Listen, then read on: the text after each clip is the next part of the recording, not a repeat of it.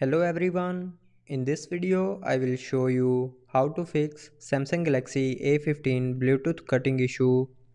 So to fix this issue, first of all swipe down and click on this icon and then click on restart to restart your mobile.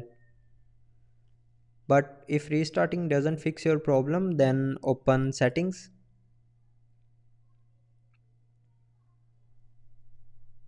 Now in settings scroll down and here click on apps.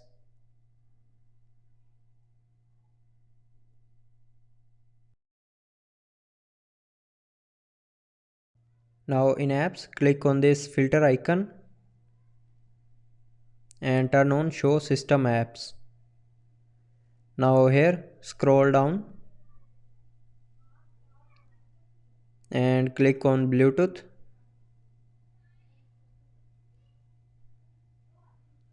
and then go to the storage of Bluetooth.